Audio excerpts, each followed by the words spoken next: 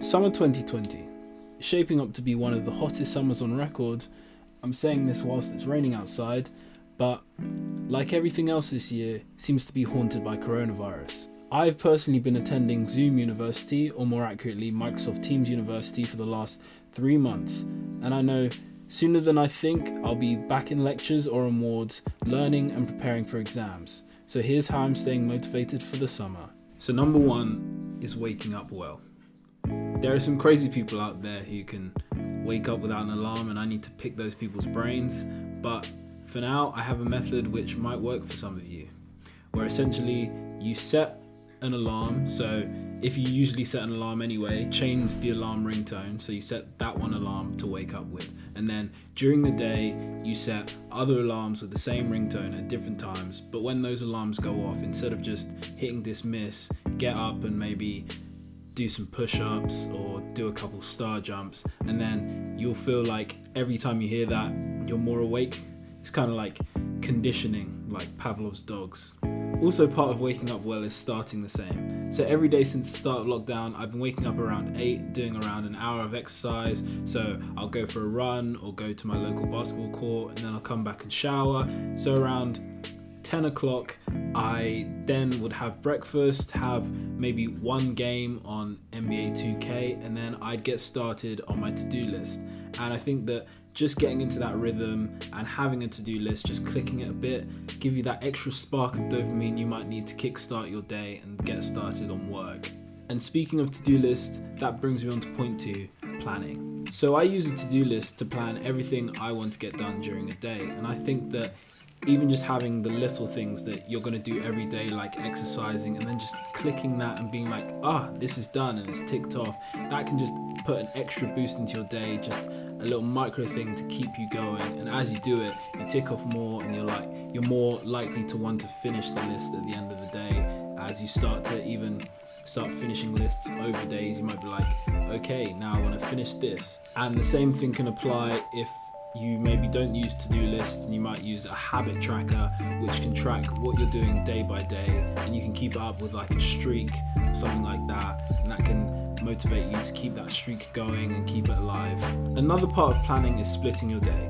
I don't actively split my time, but I know there's certain points in the day when I'll do certain things, like waking up at a consistent time, I'll have breakfast at a certain time, and lunch and dinner around the same time. And I know that between those spaces, I have the freedom to plan around what I want.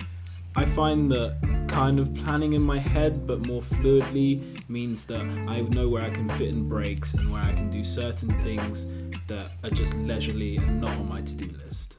Number 3 is creating a workspace. So in my house, I have my desk, and on my desk I would have my laptop and another screen, and also my TV, which is connected to an Xbox. But some people might find the TV too distracting when they're working, so you can move that out the way, or maybe move your controller or something like that, or the remote for the TV, and just make a space where you believe that you would be the most productive in that area. Number 4 is take breaks, because you don't want to keep working, keep constantly going, even though it might feel like when you come back at the end of the summer, you'll be in a much better place. At a certain point within just working and working and working, you'll start to get tired, you'll start to burn out, and you just won't enjoy it anymore. So you'll probably end up breaking your streak, whereas you could do little by little steps, maybe improving 1% every day, analyzing what you can do 1% better when you finish that work, so that you're more consistent and you don't break a cycle. And finally, keep in contact with your friends and your family and the people you care about, because doing that may just release some stress from you from the day. You can tell them about how your day's been going, speak to them about what they've been doing. Maybe you can gain some motivation from them, maybe you can motivate them. Keeping in contact with people we want to speak to during the times when we're not working, so it's not as a distraction, can be really beneficial for us. Okay, so I'm editing this video right now, and one thing I realized that I didn't say is, if you just want to relax during summer and you just want to take it easy, take it chill, and you can, and that's totally fine for you, by all means go for it. That's great. Just for me personally, at my medical school, the only written exams we do are progress tests. So essentially, if I don't work like consistently, I'll probably end up forgetting, and then I have to do a whole load more work when it comes back to our next progress examination in October. So yeah, just stay chill, and if all you want to do is just rest and enjoy the sun, go for it.